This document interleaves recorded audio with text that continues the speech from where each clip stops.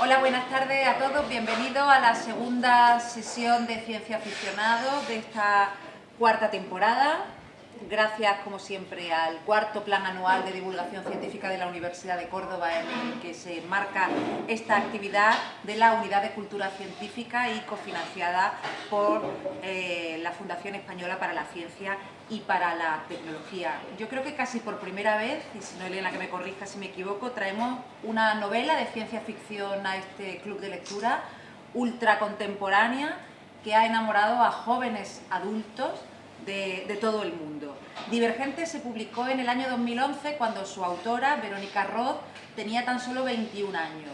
He estado a punto de cometer el error de decir que era la autora más joven que hemos traído a Ciencia Aficionado, pero me equivocaría, porque Mary Shelley también escribió Frankenstein más o menos con esa edad, que es otro libro que ha pasado por este club de lectura.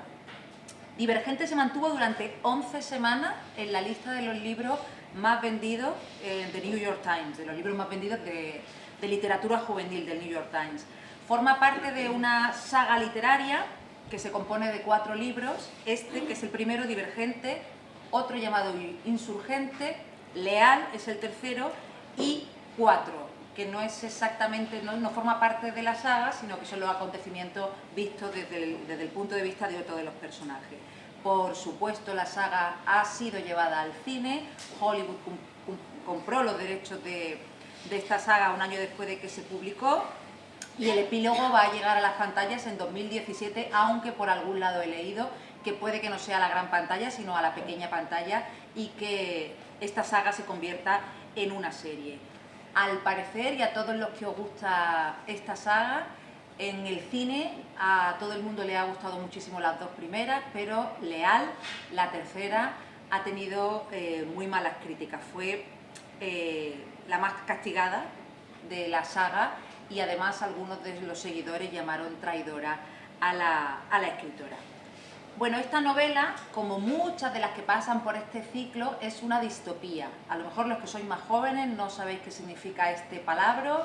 Bueno, pues una distopía es vivir en un mundo antiutópico, en una sociedad ficticia que se supone que no existe y que no se parece nada al mundo real en el que vivimos, o en algunas cosas, sobre todo pesadillescas, sí que estas sociedades se parecen, por desgracia, un poco al mundo en el que vivimos. Y las distopías aparecen en la literatura, aparecen en el cine, aparecen en los cómics, en los ensayos, en las series televisivas, etc.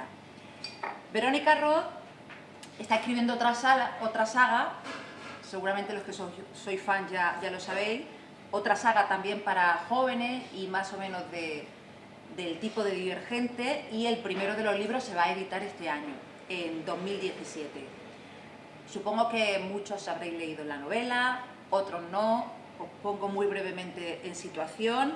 La protagonista de esta novela se llama Beatrice, Tris, que es una joven que pelea por la paz y también por encontrar su propia identidad en un sistema donde la humanidad está dividida en 5 grupos, en 5 facciones.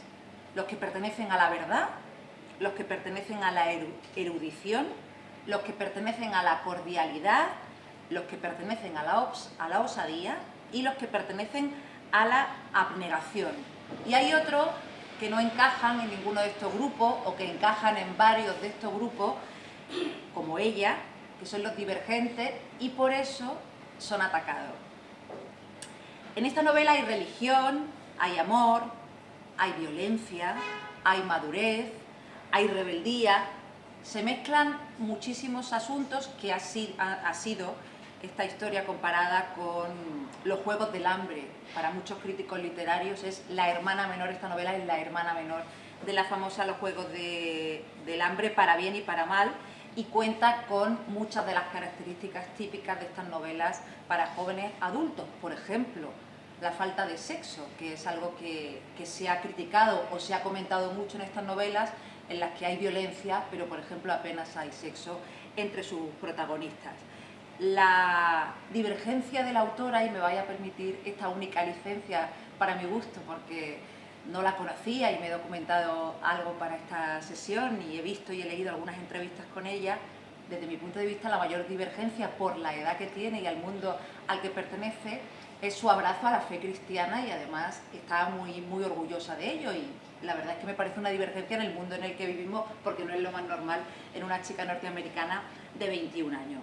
Vamos a comentar la novela, como siempre, con una científica de la Universidad de Córdoba, también profesora titular del área de psicología, del área de personalidad, evaluación y tratamiento psicológico del Departamento de Psicología de la Universidad, que está adscrito a la Facultad de Ciencias de la Educación. Ella es Rosario Ruiz Olivares. Bienvenida. Gracias. Va a ser un placer hablar contigo de esta novela. Creemos que da un perfil Igualmente magnífico para hablar de ella. Ella imparte clases de psicología de la personalidad y trastornos de conducta y personalidad en niños y adolescentes, en el grado de primaria. Tiene docencia también en varios másteres. Su línea de investigación principal son las adicciones de los jóvenes y de los adolescentes, y otras líneas de investigación son la conducta altruista y la mejora de la convivencia en el aula. Por supuesto, no me voy a resistir, pero será al final a preguntarle a qué facción le gustaría pertenecer si viviéramos en un mundo distópico como el de la novela. Pero la primera pregunta, y antes de entrar en materia, yo he hablado antes de jóvenes adultos, que es la etiqueta en la que se encajan este tipo de novelas, young adults, en la literatura norteamericana. Parece que esta clase de autores, o al menos el marketing que acompaña estos libros, intenta no pronunciar mucho la palabra adolescente. Se me acaba de ocurrir esta pregunta porque he dicho varias veces lo de jóvenes adultos, ¿no? No sé si a lo mejor en determinados contextos puede parecer peyorativa, o si tienes alguna idea de por qué se evita esta palabra y se les llama jóvenes adultos, que también es muy bonito llamarles así, ¿no? Se me ocurre que sí, que puede tener connotaciones un tanto peyorativas, porque desde la investigación con adolescentes se consideran que en sí mismos son un riesgo. ¿Me explico? Es una etapa en la vida en la que llevan a cabo muchas conductas de riesgo, y entonces en sí misma pues se considera esa propia etapa difícil o compleja, vamos a decir, más que difícil. Y creo que por ahí pueden ir los tiros. De todas formas, tú utilizas la palabra adolescente en tu investigación. Claro que sí. Bueno, como al final abriremos debate, como siempre, en estas tertulias, porque en realidad tenemos una charla con un experto o experta, pero luego abrimos tertulia. Si alguno de los jóvenes adultos presentes en la sala nos quiere explicar si prefieren que les llamen adolescentes o jóvenes adultos, estaremos encantados de escucharos.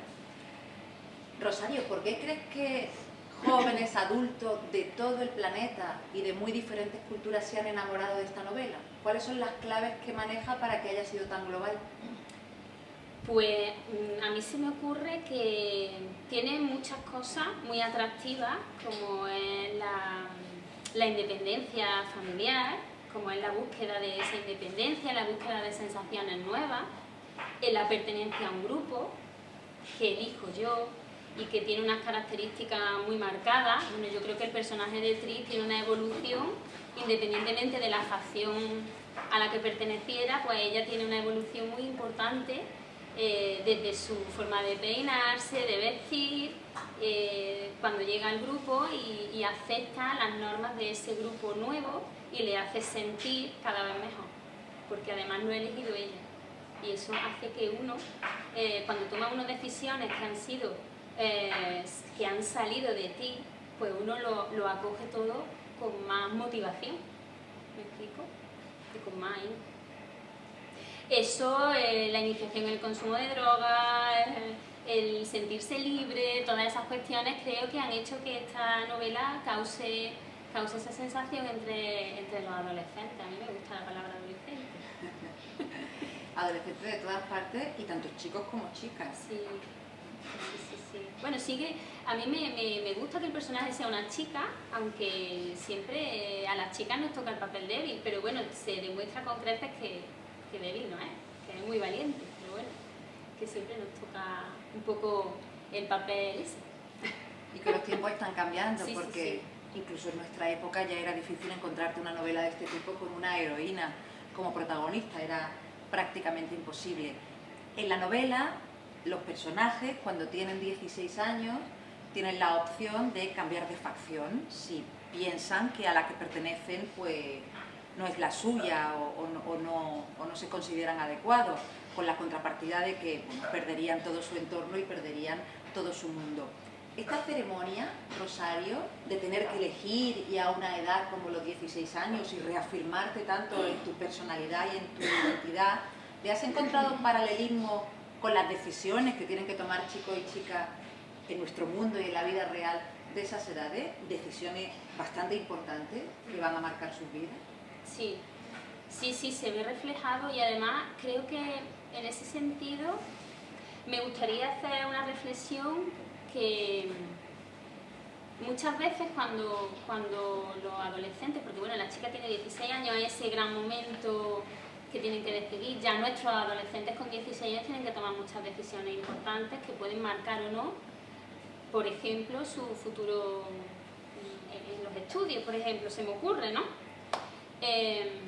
Y me parece que en el papel de los padres, porque es que hay una imagen que se expresa muy bien la autora cuando ella justo va a elegir, que duda tanto, sobre todo después de que su hermano no haya elegido la facción que ella pensaba que iba a elegir, con lo cual lo que quiero un poco explicar es que cuando uno toma decisiones y los adolescentes, a pesar de que pensemos que necesitan mucho ayuda todavía, sí quieren ellos elegir por sí mismos, pero también no quieren defraudar a aquellas personas que son muy importantes en su vida, como son sus padres.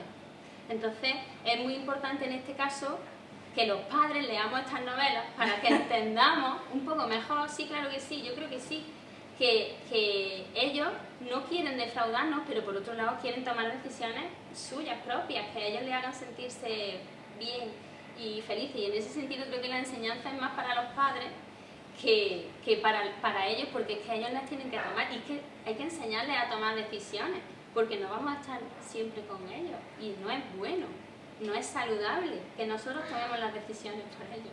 Entonces el rol del padre o la madre tiene que ser el de acompañar. Sí, siempre. Pero es muy difícil ese rol, mucho. Sí, muchísimo. No quiere decir que lo que no sea adecuado no sea difícil, o lo mejor no sea difícil. Pero en ese sentido, en la novela se ve muy bien cómo ella toma esa decisión y sabe las repercusiones que va a tener con su familia, y sin embargo al final, a lo largo de la novela, ella siente que no ha perdido el cariño de sus padres. Y que eso es muy importante, que a pesar de que ella ya sabía que había roto mucho al haber abandonado, porque la verdad es que es muy trágico, ¿no? Que es que no lo van a ver nunca más. Creo que en ese sentido es muy exagerado, pero que a lo largo de la novela se ve como sus padres no la abandonan y ella siente ese calor. Eso es muy importante cuando tomamos decisiones, sentir que las personas que están a nuestro alrededor están con nosotros, aunque no estemos de acuerdo. Nos apoyan aunque no nos comprendan. Eso. Lo que pasa es que el rol de apoyar cuando no comprende, muy difícil. Y más alguien de 16 años, más difícil todavía. Más difícil todavía. Yo recuerdo cuando fui a la biblioteca y saqué el libro, leí la contraportada y leí la siguiente frase: una sola elección puede transformarte. A ver, me vine abajo porque esta frase es muy rotunda y aunque en cierta medida también pueda ser verdad en nuestro mundo, fuera del mundo de la novela, me parece muy dura porque es muy importante las decisiones, son muy importantes las decisiones que tomamos y también las que no tomamos, las que dejamos atrás, pero afortunadamente y en muchas ocasiones la vida da oportunidades, ¿no?, de replantear las cosas. Sí, que... Por lo tanto, dime que no es verdad que una sola decisión puede transformarte. No es una, son todas, y además uno toma decisiones y se equivoca en esas decisiones o no, y hay que enseñar a ser capaces de retroceder o de coger otros caminos. Es decir, la sociedad, la familia, quien quiera que queramos que sea llamar esa sociedad, nos va indicando un camino. Pero también es muy importante que recibamos mensajes de que hay otros caminos. Incluso que el mismo camino puede ser recto o puede tener curvas, pero vamos a llegar al mismo sitio. ¿Cuál es el que a mí me va a hacer más feliz? Esa sería la gran pregunta, ¿no? ¿Cuál es el que a mí me va a dar más satisfacciones,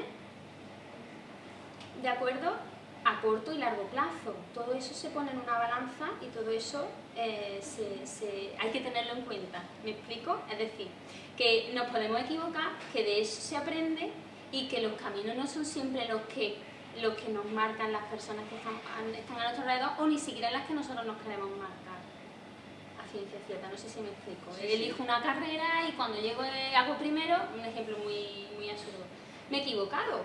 Bueno, muy típico ese. Muy típico, ¿no? Bueno, pues perfecto.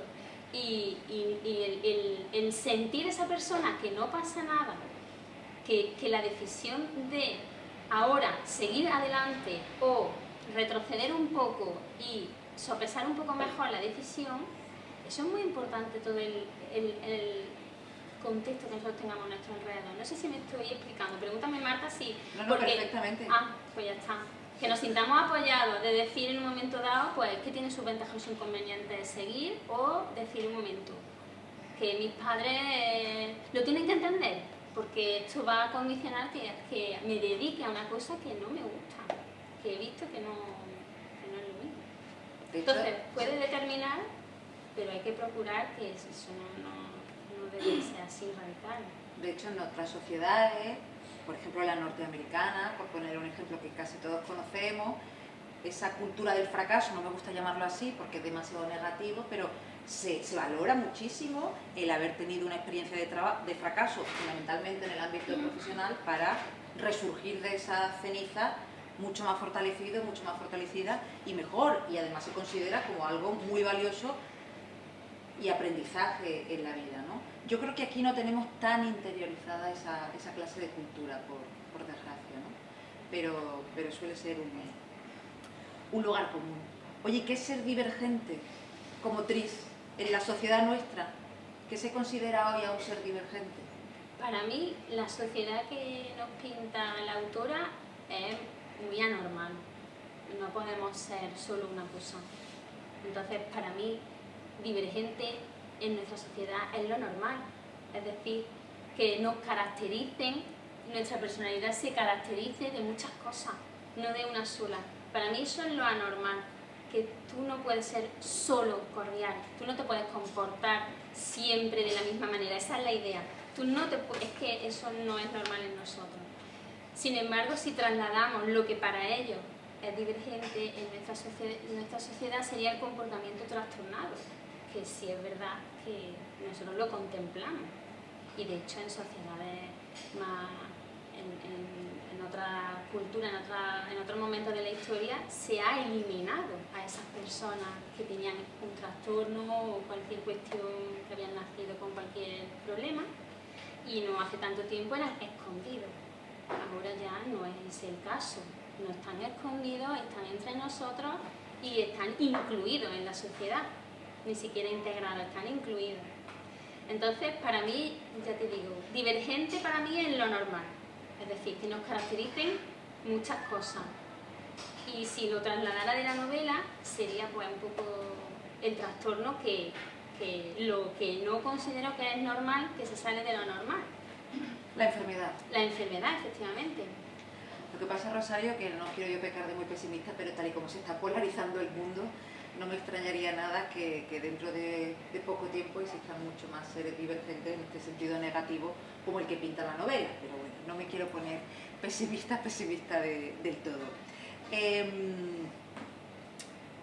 ¿Crees que siguen existiendo sociedades o podemos tender a vivir en una sociedad en la que elimine a estos seres divergentes? Porque muchas veces miramos a la historia y a atrocidades que han ocurrido como cosas lejanísimas y que no van a volver a pasar porque somos seres evolucionados, pero ya se sabe que la historia tiende a repetirse y más bien lo visto en los últimos tiempos, ¿no?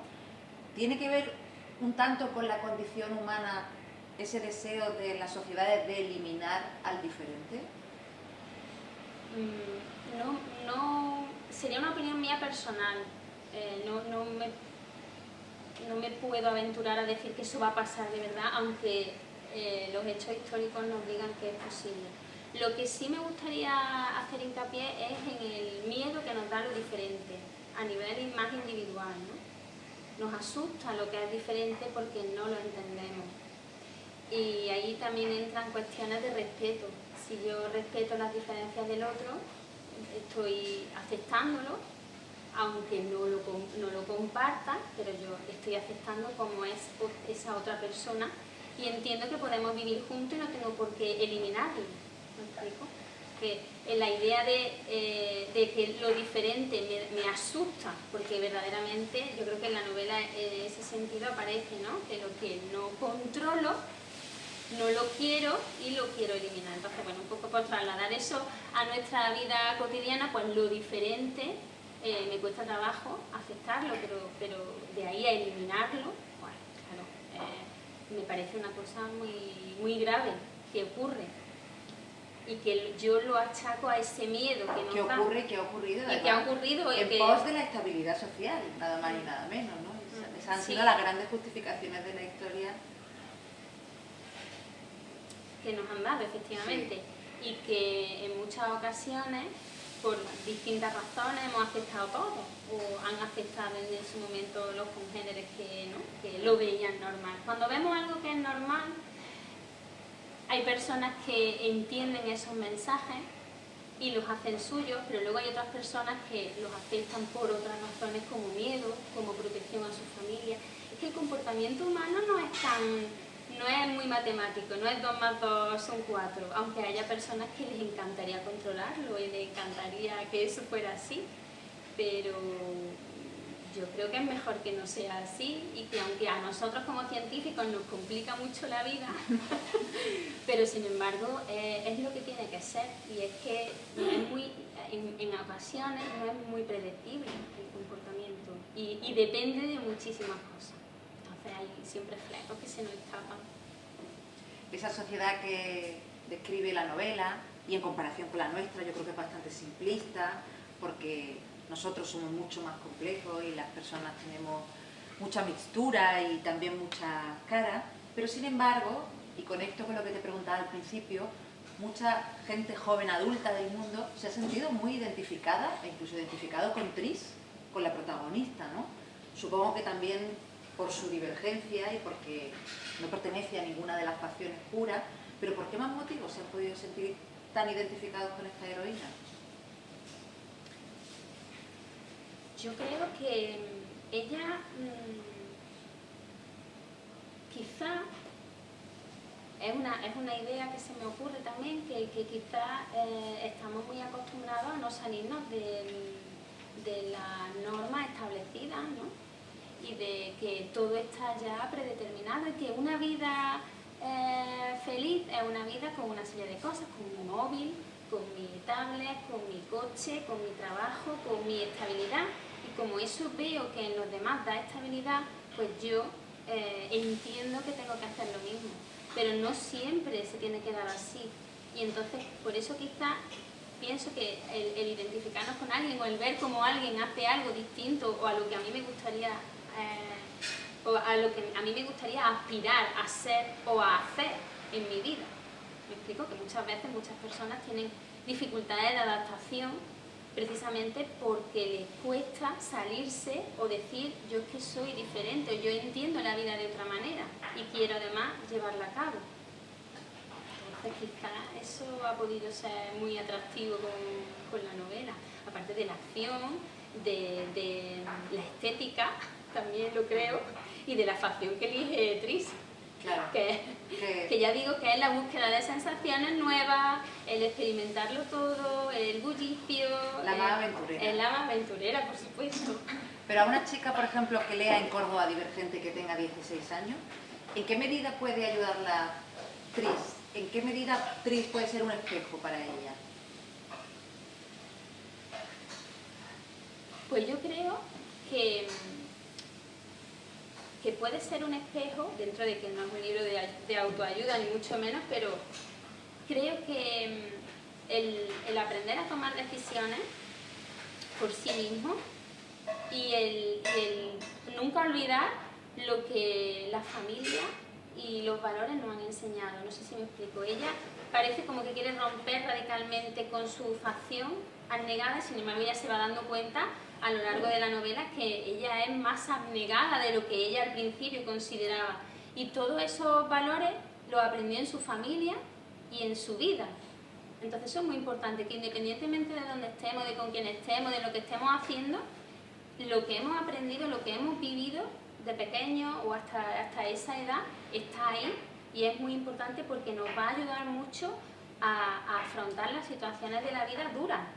Porque hay varios personajes, por ejemplo, Al, un chico que siente muchas inseguridades, ¿no? Y siente que su familia a lo mejor no está tan detrás de él, ¿no? Tan pendiente, o que no desarrolla mucho ese personaje, pero quizá se puede ver ahí un poco ese reflejo. Sin embargo, en ella, pues el bagaje que ella tiene y todo ese aprendizaje está ahí, ¿me explico? Y hace cosas de riesgo. Sí.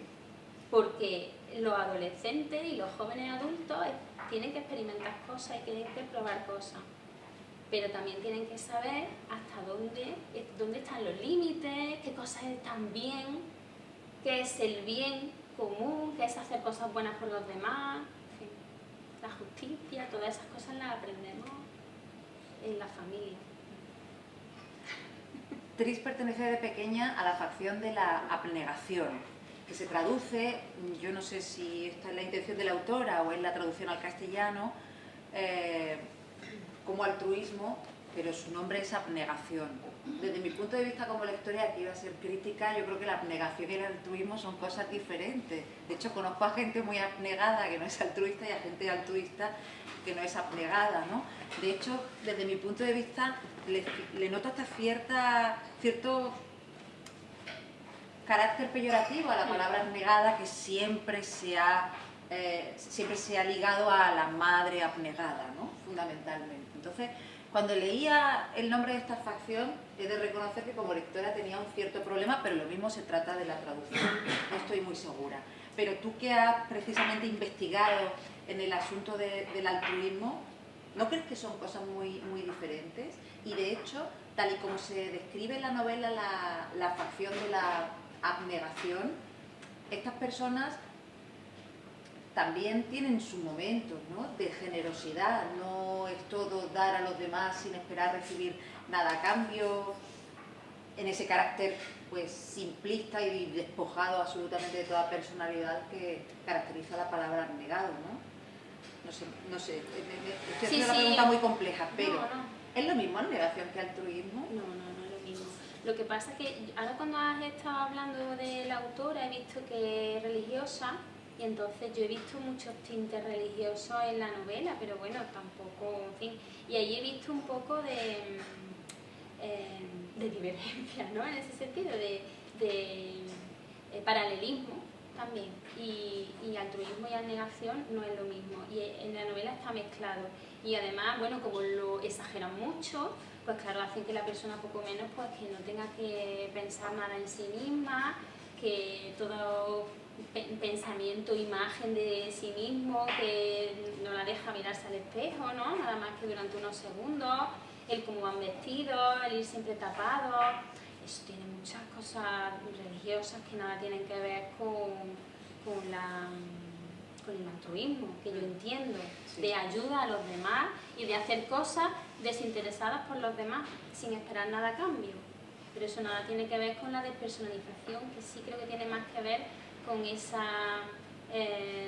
con ese tinte quizá religioso, ¿no? Que la religión, nos guste o no, más o menos, lo que intenta es que uno no tenga esa personalidad propia y acepte sin ningún tipo de crítica las normas o las cuestiones que se planteen, ¿no? Entonces, para nada, no es lo mismo.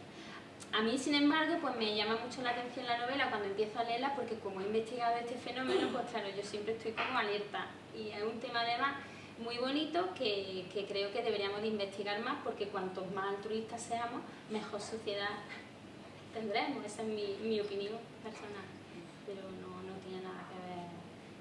Que la comparto, sin lugar a dudas.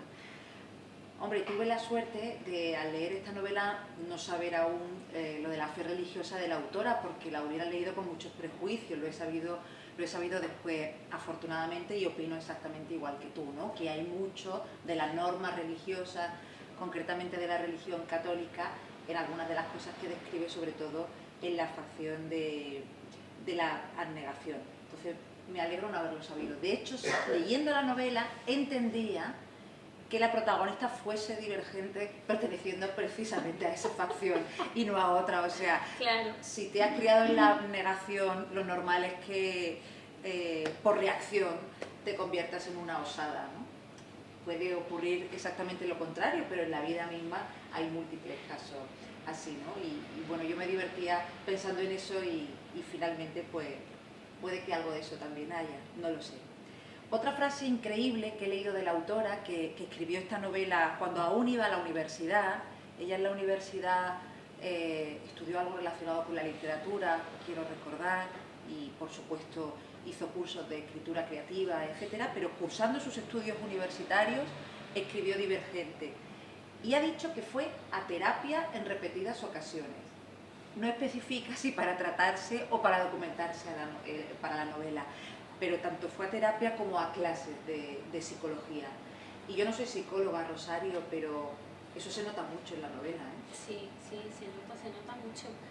Se nota, bueno, pues yo tampoco lo desconocía, pero tiene muchos tintes de terapia psicológica, porque para empezar, las simulaciones son formas de intervenir en la fobia.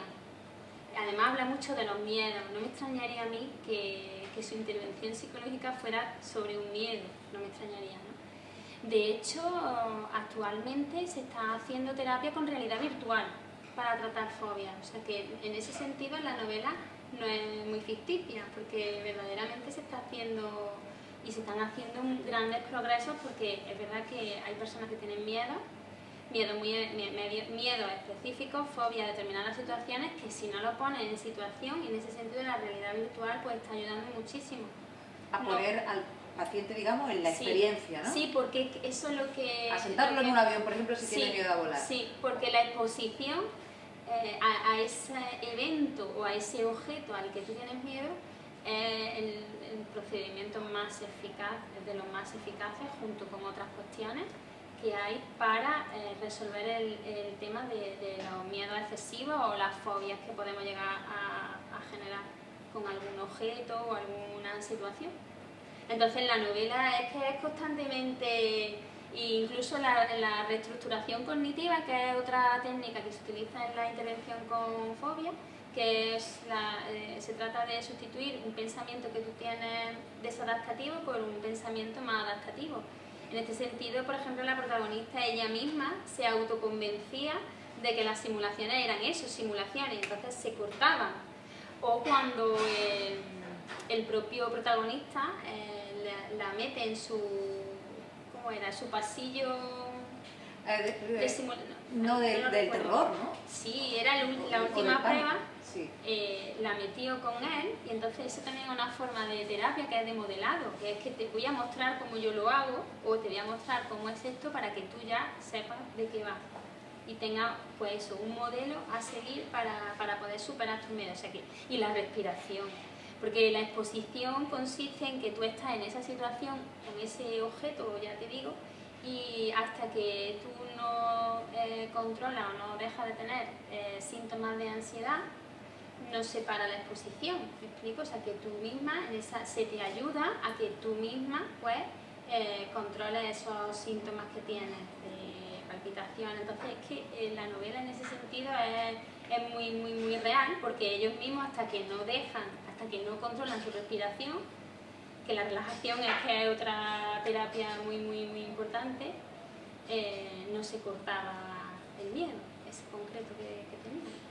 La autora debe ser tendente a las fobias porque dice que ha desarrollado una nueva, y es que se pone muy mal cuando tiene una cola para firmar de más de 500 personas. La verdad es que yo solté una carcajada, digo, ¿cómo se sentiría si tuviera 4? Es que, no sé, ver las cosas con perspectiva, ¿no? Sobre todo positiva. Claro, pero me hace gracia porque los psicólogos siempre habláis de superar el miedo, ¿no? Cuando una persona tiene una fobia, y casi todos, en mayor o menor medida, tenemos o hemos tenido fobia. Pero en realidad, Rosario, el miedo no se va nunca, ¿no? A lo que nos enseña una terapia es a manejarlo, o a gestionarlo, o a ser valiente a pesar del miedo que tienes, ¿no? Claro, el miedo es adaptativo. O sea, sentir miedo es una emoción natural.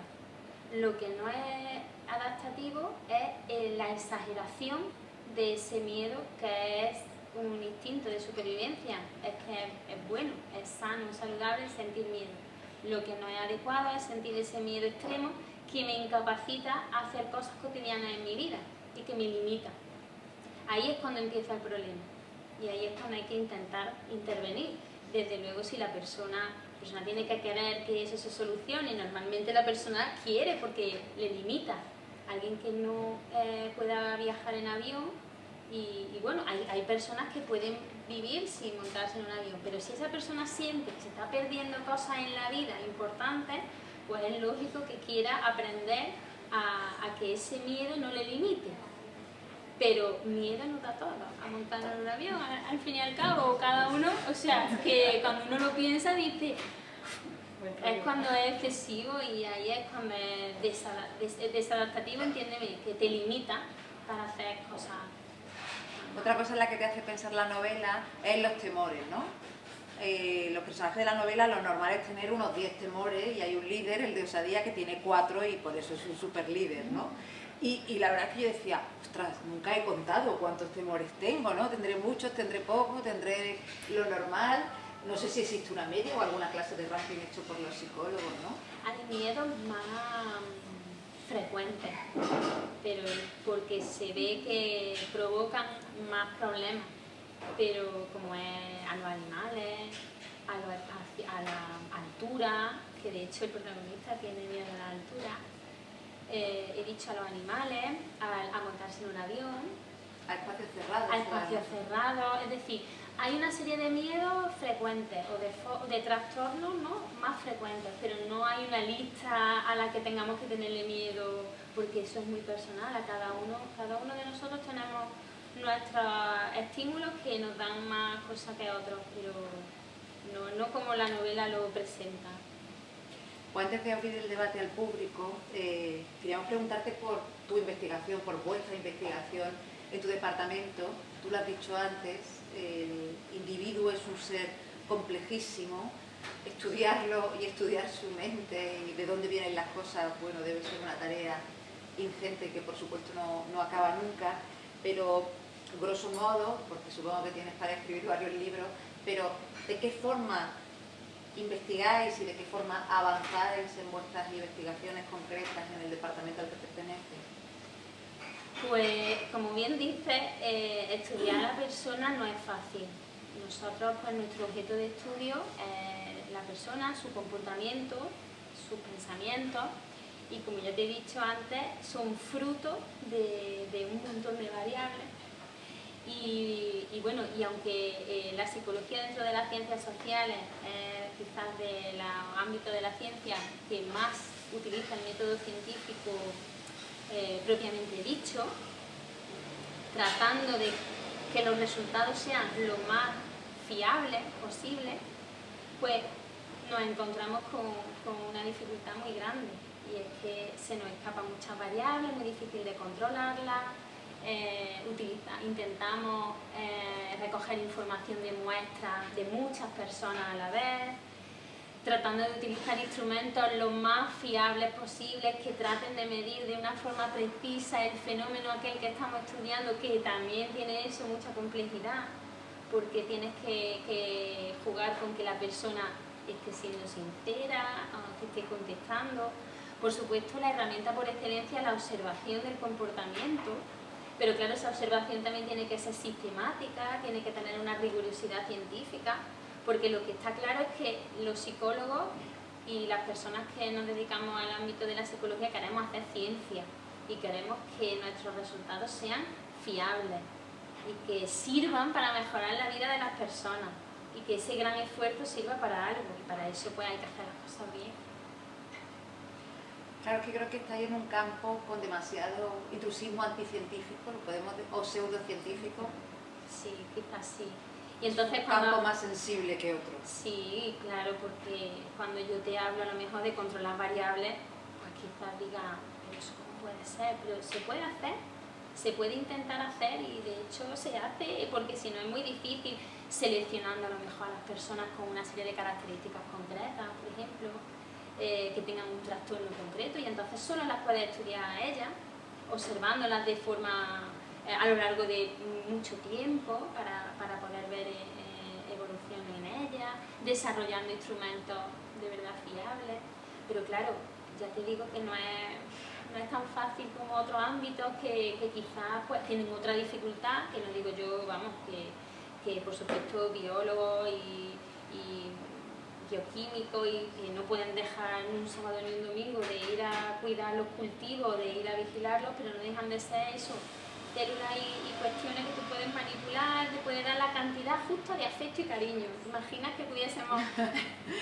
cuantificar la cantidad de afecto que le da un padre a su hijo? Me explico, o sea, es que son cosas, pero bueno, que tratamos de hacerlo, por supuesto. Yo desde luego hablo desde mi forma de trabajar, desde el ámbito científico. Yo me considero científica y hago ciencia. No le puedo llamar experimental porque no puedo controlar exactamente las variables como yo quisiera, pero cuasi experimental o tratando de hacerlo pues con toda la rigurosidad posible y nunca pensando que las personas, porque seamos complejas, no podemos ser estudiadas con rigor. Bueno, Rosario, pues antes de pasar a la tertulia no te vas a librar de la pregunta. Si fueras un personaje de Divergente, ¿a qué grupo social te hubiera gustado pertenecer? ¿Qué hubieras elegido a tus 16 años? Pues yo creo, sinceramente, que yo hubiera elegido ser Divergente, porque creo que es lo más saludable. Y lo más peligroso. Pero también es lo más peligroso, verdaderamente.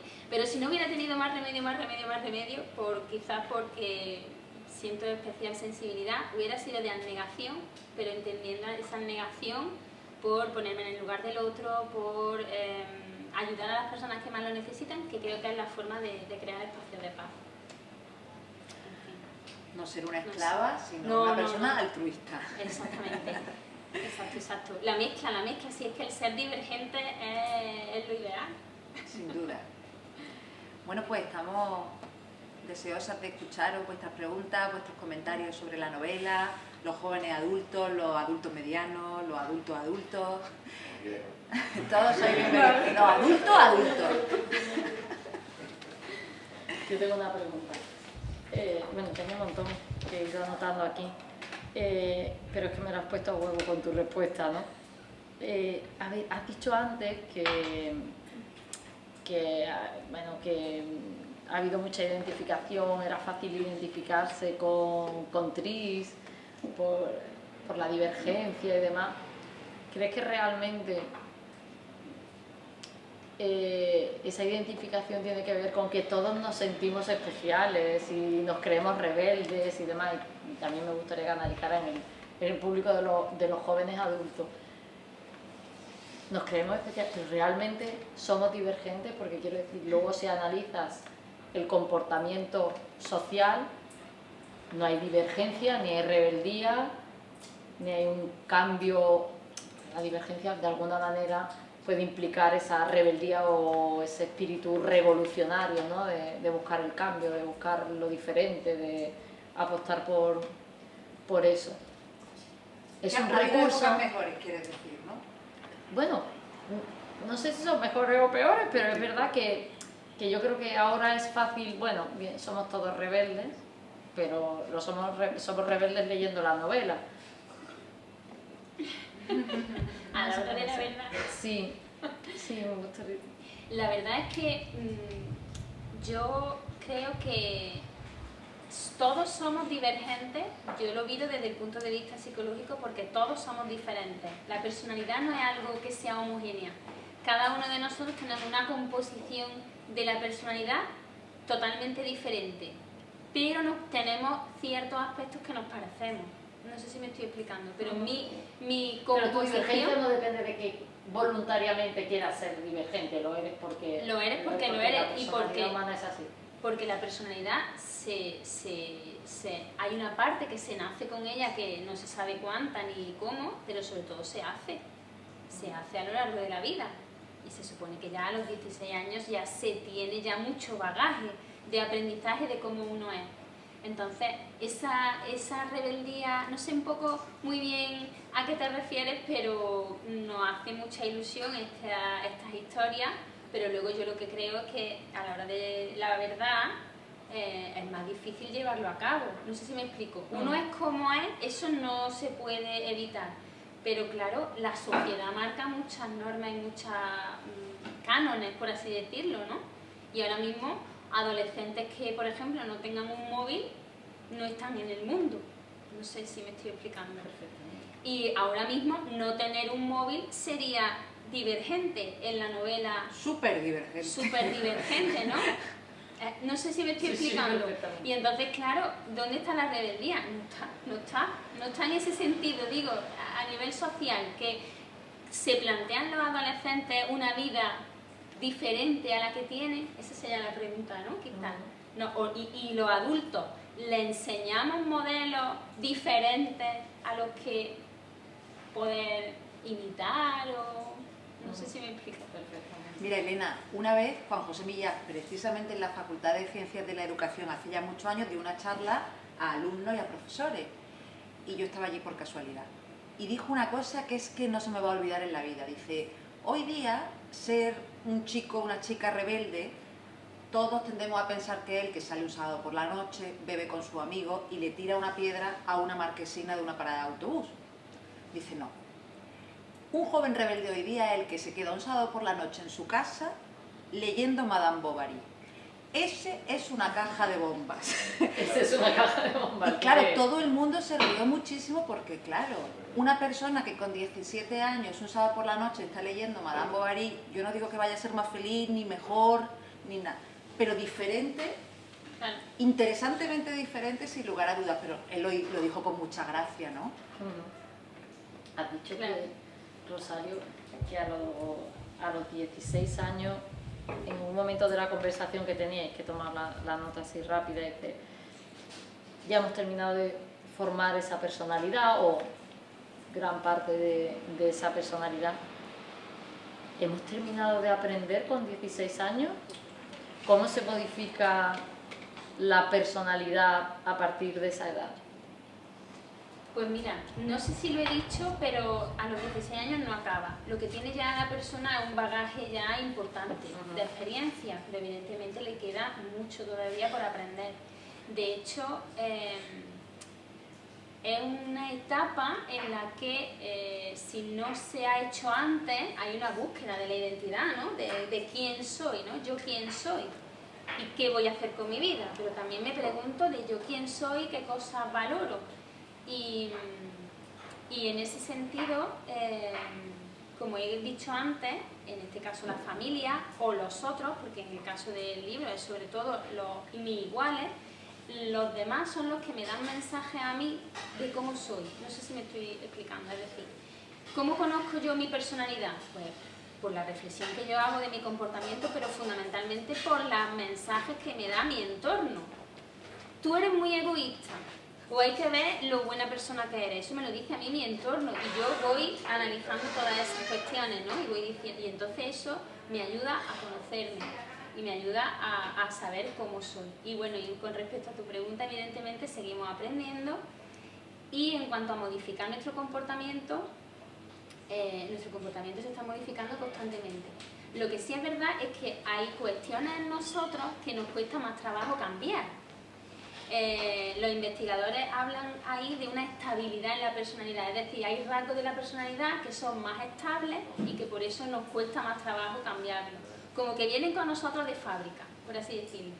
Y también esos comportamientos están en muchas ocasiones muy relacionados con lo fisiológico y por eso nos cuesta mucho trabajo cambiarlos, porque los sentimos desde dentro, ¿me explico? Y eso nos incomoda. Y entonces procuramos evitarlo.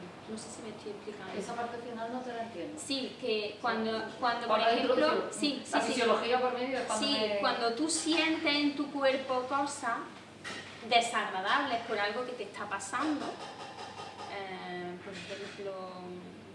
Ansiedad. Ansiedad por hablar en público, ¿no? Porque tú eres una persona que te caracteriza más ser tímida y entonces... En cualquier situación nueva, puede ser hablar en público, pero puede ser estar en una sala esperando un avión sola. Y por tu forma de ser o por esa timidez, pues tú te comportas de una determinada manera.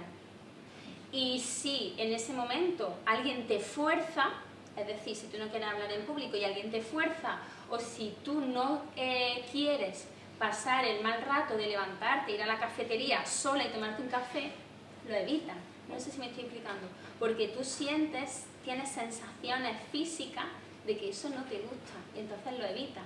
Ahí es donde a nosotros son signos de que ese aspecto te cuesta más trabajo cambiarlo.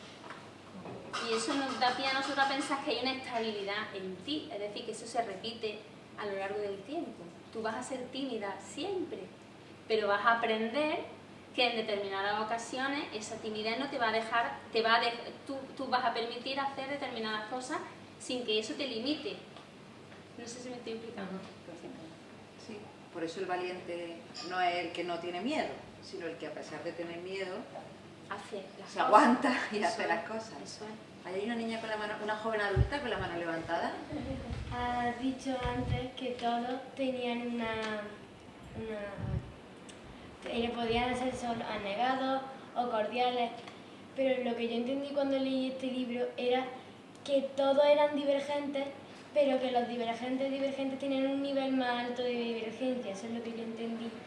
Son todos diferentes, pero los divergentes de verdad pueden ser lo que quieran, todos pueden ser lo que quieran, todos piensan, yo puedo ser negado y osado, pero no es tan alto como los de 3 o 4 como se puede ver. Sin embargo, yo cuando he leído la novela entendía, cuando lo explicaba, que los cordiales solo además hacían una serie de cosas, solo se dedicaban, no sé si eran a cultivar, me parece. Entonces yo entendí que el que pertenecía a esa facción solo le caracterizaba ese rasgo y solo se comportaba de esa manera. De hecho, cuando ellos se comportan de una manera que no se considera normal en esa facción, se les tacha de anormales. Pero creo que tienes razón, que quizá no me ha quedado a mí claro, pero claro, lo normal es no tener solo un rasgo de la personalidad, es que eso además es que es imposible. Eso es imposible. No podemos tener solo un rasgo. Yo estoy de acuerdo con Ana. O sea, yo pienso que todos los personajes de la novela que pertenecen a una facción determinada y no sacan los pies del plato, pues son gente mucho más cobarde o mucho más obediente o mucho más subordinada, llamémoslo así, ¿no? Que en realidad todos somos divergentes, lo que pasa es que hay gente que la obediencia tiene un rango mayor que la propia divergencia, ¿no? Por cobardía o llamémoslo como queramos, ¿no? Que es una pauta también muy de nuestra sociedad. No sé si te hemos contestado, Ana. Sí. ¿Te gustó la novela? Muchísimo. ¿Y te gustaría ser como Tris? ¿En qué? Perdona, que ahora te entrevisto ya a ti. ¿En qué? Pues que es valiente, es fuerte y como que tiene miedo, pero sabe cómo enfrentarse a él. Y me gustó ese ejemplo de, como habéis dicho, que es la heroína, que nunca se suele ver, como en los Juegos del Hambre, que también Candy es la heroína, salva a su hermana, salva a Pita, pues no sé si alguien se lo habrá leído. ¿Y te gusta más esta o los Juegos del Hambre? Divergente. ¿Sí? Oye, ¿y se la ha leído toda tu clase? No. Ah, pero mucha gente que conoce sí, ¿no? Sí. Conozco más gente que se ha visto solo las películas, pero mi grupo de amigas, algunas somos las que no hemos leído las novelas, no hemos ido a las 11 de la mañana y al cine a ver las películas. O sea que esa es nuestra saga favorita. Muchas gracias por compartirlo. Yo sigo teniendo preguntas, ¿eh? Como no se la hace nadie. Si no pregunta a nadie, como siempre me gusta preguntar, tengo fama, te pregunto. Tenía varias cosas porque la verdad es que habéis hecho una intervención interesante, ¿no? Y había abierto muchos elementos importantes de debate. Pero de lo último que estabais hablando, a mí además como biólogo, y biólogo digamos molecular y toda la información genética que tiene que ver con el comportamiento, ¿no? Que has dicho, no se sabe exactamente qué porcentaje, ¿no? Viene marcado de alguna manera, pero hay determinados rasgos de la personalidad de un individuo, del comportamiento de un individuo, que cuesta más trabajo cambiar, porque son rasgos como que vienen de fábrica, ¿no? Has dicho. ¿Hasta qué punto esa fábrica son los genes? Si se sabe, tenéis una información, digamos, porque yo creo que sí podría haber metodologías de correlación, ¿no? características psicológicas o de comportamiento con determinadas características genéticas. No sé si se están haciendo estudios en ese sentido o están prohibidos, ¿no? Porque se llevarían a un control de... No, pero por ejemplo con gemelos se han hecho trabajos de investigación. Se supone que los gemelos, digo se supone, tienen la carga genética más similar y se han visto diferencias en su personalidad. Se han visto diferencias. Sin embargo, hay muchos indicios de una herencia genética, entiendo, porque, o no, claro, por supuesto hay corrientes más conductuales que hablan de que el ambiente es vital y que, bueno, tú puedes decir que tú te pareces a tu madre y a tu madre por cómo eres, pero claro, si es que estás viviendo con ella 24 horas, pues la tiendes a imitar. Pero hay también otros aspectos de la personalidad que muchas veces dices que eso yo creo que no he aprendido, que es igual, que tiene las reacciones, tiene... ¿Me explico? Incluso... Sí, y además en una misma familia, dos hermanos con los mismos padres, sus comportamientos son totalmente distintos. Y muchas expresiones de los padres que son tan distintos, ¿no? Cuando muchas veces dicen, y es que es verdad, pues un poco son indicios, pero no son hipótesis contrastadas todavía, ¿no? Es que menudo debate ha introducido Paco. La cosa es biológica o cultural. ¿Cuántas veces lo hemos tenido en cuántos foros, no? Yo estudié etología hace ya demasiados años, ¿no? Será por aquello de la edad. Y de lo que me acuerdo, que no ha sido mi campo de investigación, pero ese era un debate que teníamos, me acuerdo perfectamente en esas clases, ¿no? Eran unas clases ya de optativas de últimos cursos, y entonces se daban mucho al debate, ¿no? Y la verdad es que me acuerdo además que todo el tema de los estudios de comportamiento sexual de Master y Johnson, ¿no? Que ahora incluso hay una serie, bueno, que ha derivado un poco en una saga, ¿no? De series bastante más cutre, pero en fin, la primera la verdad es que estaba bastante bien. Master of Sex. Exactamente, Master of Sex. Está basado en la novela, en los trabajos que ellos hicieron, ¿no? Y me acuerdo que me tocó a mí presentar el seminario sobre ese tema, ¿no? Entonces el debate era este mismo, ¿no? ¿Qué parte es genética, qué parte es adquirida en el comportamiento con la familia y con la sociedad? Pero claro, eso ahora se ha complicado, porque yo te estoy hablando de hace 40 años, ha pasado un poco de tiempo. Los paradigmas moleculares también han cambiado, ¿no? Sí, ahora ya la genética no es solo los genes. Hay un ambiente que te está modificando la regulación génica por medio de otros elementos transitorios como puede ser la epigenética, ¿no? Y que son elementos que son heredables, pero que no están basados solo en los genes, sino en cómo los genes están empaquetados o están químicamente estructurados. Y eso es un elemento que también está influyendo en enfermedades y podría influir también en ese comportamiento adquirido, ¿no? Que tú vas adquiriendo a lo largo de la vida. Es un tema interesante de debatir y de estudiar. Entiendo que es difícil, porque evidentemente en la investigación con seres humanos pues no puedes experimentar, ¿no? A lo mejor vosotros tenéis más posibilidades de experimentar, que nos dedicamos a la biomedicina, porque al meterle fármacos y cosas a los seres humanos pues está regulado y es bastante complicado. Y hacerle test psicotécnicos todavía no está prohibido, ¿no? Ni está sometido a regulación por la Agencia Española del Medicamento, pero tiene dificultades metodológicas, indudablemente, pero metodología hay, ¿no? Y hay escuelas de investigación seria en psicología. Tengo la menor duda que es una disciplina científica, ¿no? Aunque yo sea biólogo molecular, ¿no? Totalmente. De otras Aquí tengo está más saliendo dudas. otro debate. Gracias. De otras tengo más dudas, ¿no? De otras que se llaman científicos, ¿no? La ciencia jurídica. No sé si hay algún jurista en la sala. Yo de ponerle ciencia a lo jurídico tengo mi repelús, ¿no? Pero bueno. Habéis sacado otro tema sobre el tema de la divergencia, ¿no? Yo entiendo que divergente realmente es el que es distinto, ¿no? Pero claro, el ser distinto de algo lo marca la sociedad. Sí. Lo normal es lo que marca la sociedad, y el divergente, el raro, el que se sale de la norma, es el divergente, ¿no? Que se sale de la norma sobre todo cuando tiene 15 o 16 años, cuando se está formando, porque es lo suyo. Ser rebelde, es que si los jóvenes no son rebeldes, ¿qué vamos a ser rebeldes? Los que tenemos 60 años no tienen ni idea de cabeza, ¿no? Claro, yo he cambiado, yo era rebelde. Yo conozco a algunos que tienen 70 años y son rebeldes, ¿no? Pero están ya cascados, están pasados de moda, ¿no? Eso ya no tiene lógica, ¿no? Entonces, yo he cambiado a lo largo de mi vida, ¿no? Estabais hablando de cuánto tarda uno toda la vida. Yo no soy el mismo que cuando tenía 20 años, era muchísimo más rebelde, más ganas de mundo. Yo ahora soy bastante más conservador, no en el sentido político, sino en el sentido biológico, ¿no? de especie o de individuo, ¿no? A mí no me toca ahora muchas cosas que yo ya lo que quiero es vivir tranquilo. Entonces, eso yo creo que es un poco el tema. Cuando habláis de enfermedad, no he hablado de el divergente es el enfermo. Bueno, el concepto enfermo en comportamiento es un concepto social, ¿no? Entiendo, yo no soy experto. O trastorno. Sí, de trastorno del comportamiento. Es que es verdad, en lo mental, una cosa son los trastornos y otra cosa son las enfermedades mentales, que no tienen por qué ser lo mismo obligatoriamente. Claro, pero el trastorno es con respecto a lo que la sociedad tiene establecido como normal. Que todavía la sociedad cambia y decir, no, lo normal es ser asesino. Por poner un ejemplo extremo. Sí, claro, si es que el que se considere que una conducta está trastornada, hay que marcarlo de alguna manera.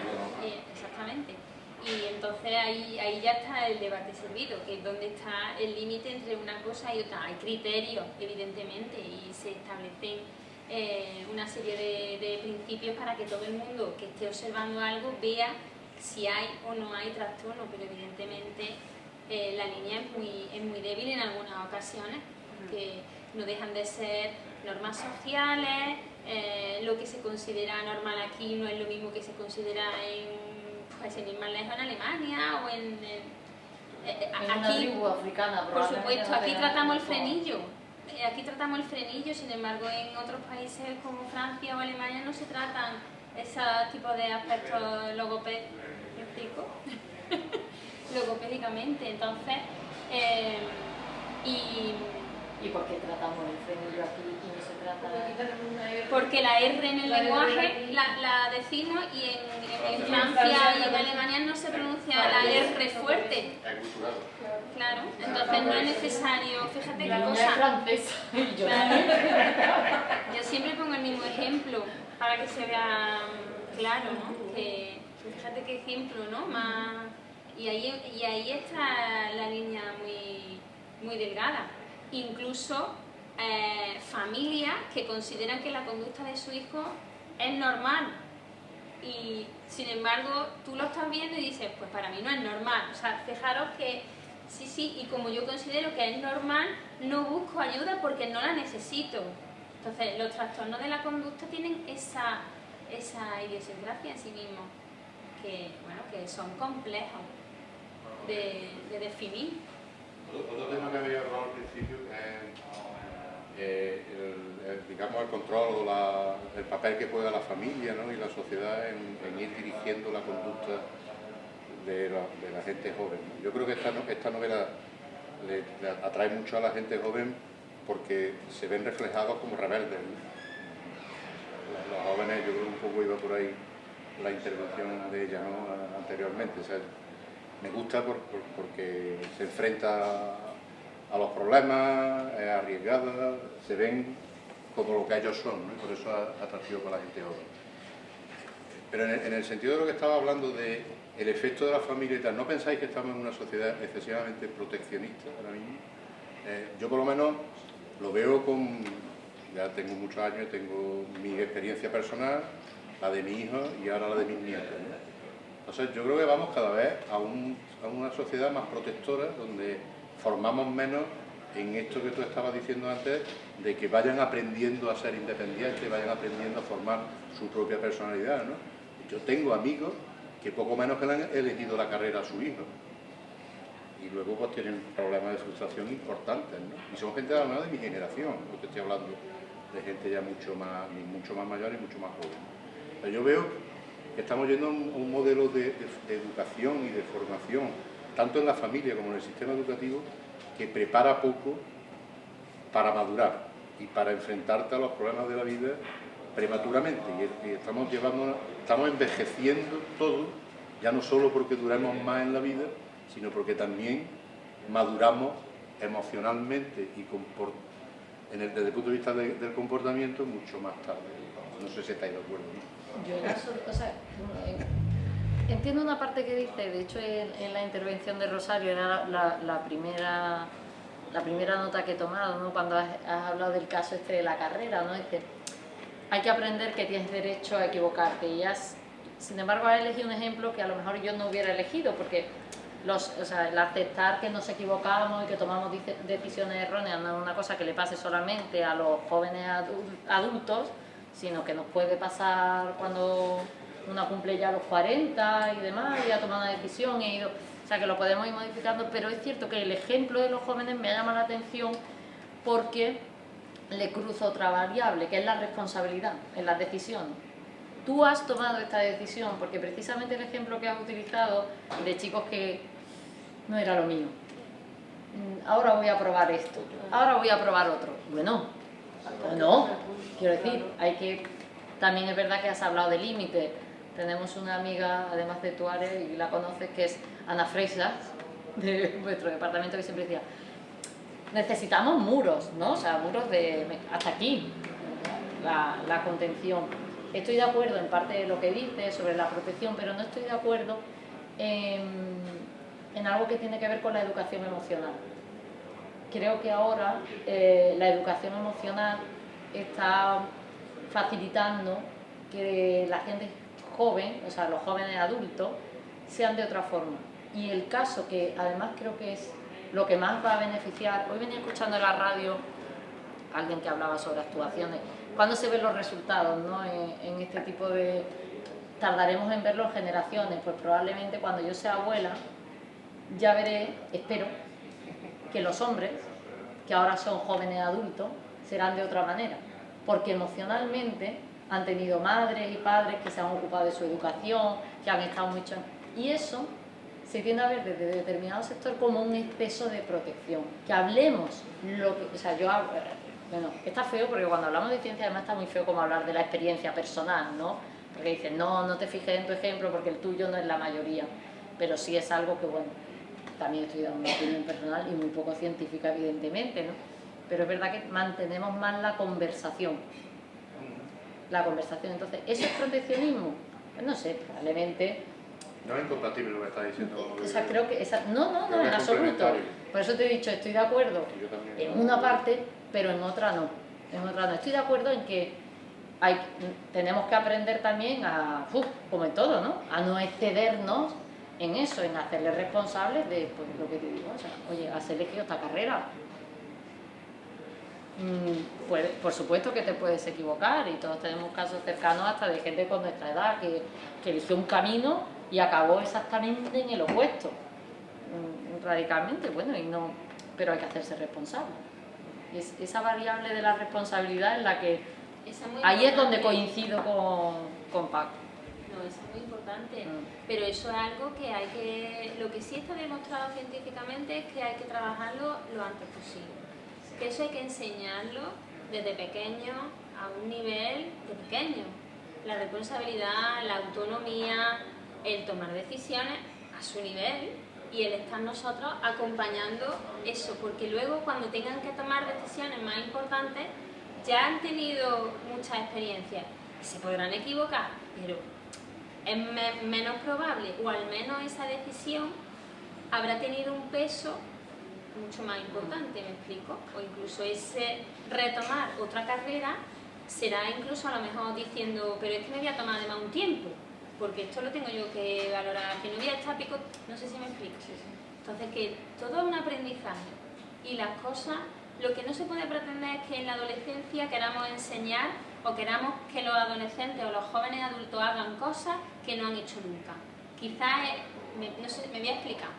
En cosas pequeñas y cotidianas. Es un momento, como habéis comentado, de más rebeldía y de más querer independencia, y entonces en muchas ocasiones hay problemas en la familia o hay en algunos casos incluso problemas que influyen en las emociones y en lo académico del chico porque se les piden cosas que no se le han pedido nunca, como por ejemplo mantener una conversación con ellos, algo que puede ser muy cotidiano, pero si no has hablado nunca con tu hijo, precisamente en esa etapa no quieras que se abra a ti, ¿vale? Entonces, si no se ha responsabilizado nunca de tareas en casa, pues no puedes pretender que salga de él o de ella el hacerlo. ¿Me explico? Entonces, las cosas tienen que ser desde pequeño, poco a poco, y todo tiene sus frutos. Y yo en la novela lo he visto, aunque no sé, creo que lo he visto con mirada de madre, pero que no me viene mal, porque yo he visto ese apoyo de la familia, lo he visto. Evidentemente el objetivo de la novela es otro y se centra muchísimo más en el grupo de adolescentes y es lo suyo, pero que yo lo he visto, ese estar ahí latente de la familia lo he visto y me ha parecido muy positivo y para mí un ejemplo de que yo quiero que mi hija sientan que estoy ahí. Esto es una opinión mía personal, ¿no? Quiero que sientan que estoy ahí, pero yo las tengo que dejar libres, que tomen decisiones. Las tengo que educar para que ellas sean adultas responsables tomando decisiones. ¿Alguna intervención más cortita? Porque ya tenemos que ir terminando. Por ahí, por este sector tan silencioso, ¿no? Bueno, pues os emplazamos. Venga. Si acaso la diferencia entre adolescente y joven adulto, ¿por qué no se habla tanto de adolescencia? Personalmente yo creo que es porque adolescente se suele relacionar con los aspectos más negativos de la adolescencia, que sería, por ejemplo, yo qué sé, los cambios de humor, la etapa de confusión, el no saber adaptarse, pero no se ve el aspecto positivo, sobre todo relacionado con la inmadurez. Yo ahora mismo no sé cómo denominarme, ya tengo 18 años, no sé si soy adulta, si soy joven adulta, no sé lo que soy ahora mismo. Pero claro, legalmente soy adulta, pero yo creo que todavía me queda muy grande la palabra. Conozco a cuarentones que también... Y a 60 años. Te interrumpo un momento, como dijo Paco que no había juristas aquí. No eres adulto, eres mayor de edad. Adulto es otro concepto diferente. Es verdad, es verdad.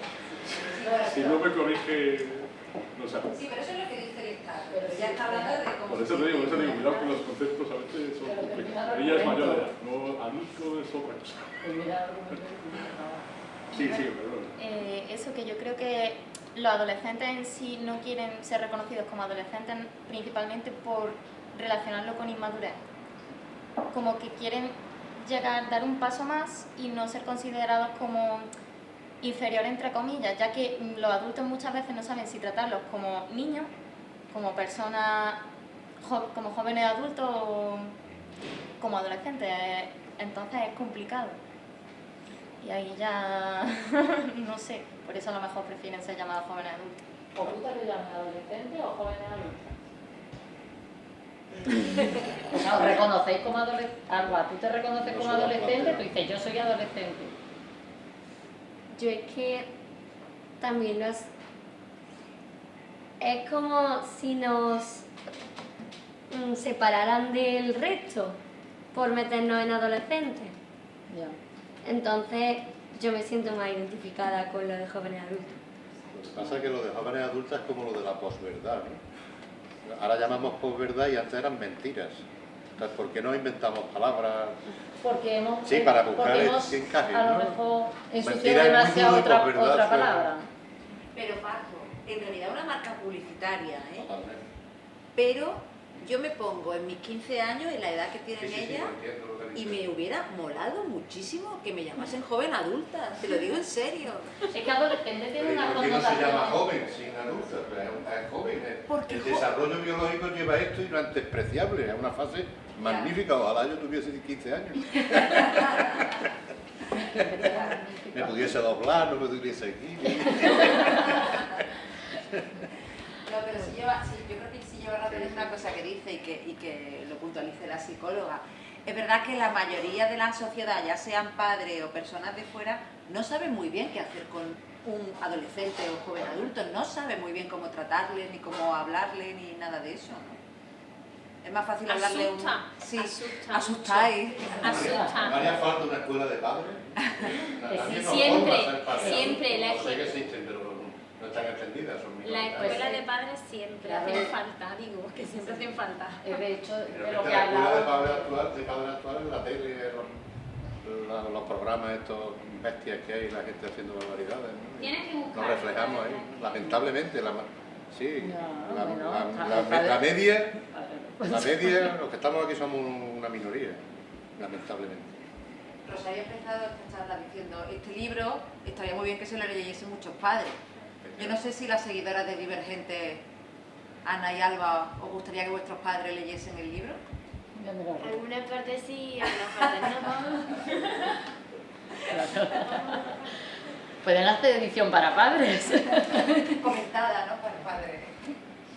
Una pregunta de curiosidad, desde el punto de vista de la psicología, digamos, un comportamiento anómalo o distinto o divergente, ¿hasta qué punto se puede reconducir a lo largo del desarrollo del individuo?